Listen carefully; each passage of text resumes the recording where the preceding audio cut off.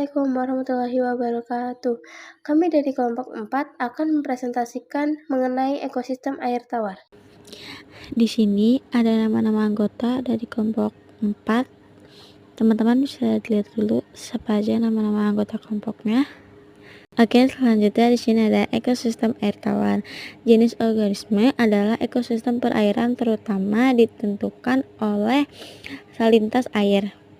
Akibatnya, ekosistem perairan terbagi menjadi ekosistem air tawar dan ekosistem laut. Ekosistem air tawar meliputi kolam, danau, sungai, dan lahan basah. Lahan basah adalah wilayah daratan yang secara periodik terendam air atau tanahnya mengandung banyak uap air. Selanjutnya di sini ada pengertian. Air tawar adalah air yang memiliki tingkat salintas kadar garam yang rendah atau bahkan tidak ada sama sekali.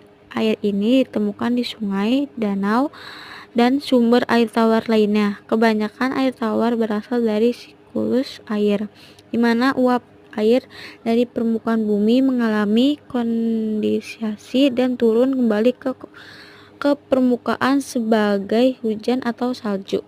Ketika air tawar mengalir melalui sungai atau terkumpul di danau, itu menjadi sumber penting bagi kehidupan manusia, hewan, dan tumbuhan. Air tawar juga digunakan untuk berbagai keperluan seperti irigasi, pertani, pasokan air minum, dan perlu di industri.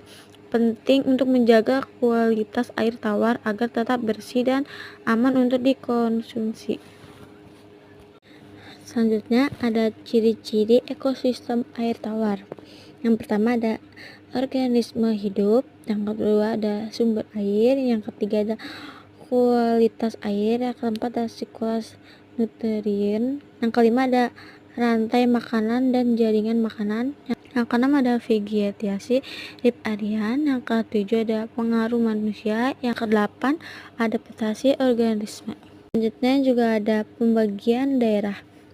Yang pertama ada sungai dan aliran air, yang kedua ada danau dan waduk, yang ketiga ada rawa dan lembah sungai, yang keempat ada sumber air bawah tanah. Yang pertama, zona litoral. Zona litoral adalah area di samping tepi perairan seperti sungai, danau, dan atau rawa. Zona ini tergenang air secara periodik dan memiliki vegetasi yang kaya. Seperti litoral penting sebagai habitat bagi berbagai organisme, termasuk serangga air, amfibi, dan burung air. Yang kedua, ada zona bentik. Zona bentik adalah area di dasar perairan. Zona ini dapat mencakup substrat seperti lumpur, pasir, atau batu. Organisme seperti moluska, cacing, dan krustasea sering ditemukan di zona ini. Zona bentik juga merupakan tempat bagi tumbuhan air yang melekat pada substrat. Yang ketiga, ada zona pelagik. Zona pelagik adalah area terbuka di tengah perairan yang tidak terhubung dengan dasar perairan. Zona ini seringkali lebih dalam dan lebih luas.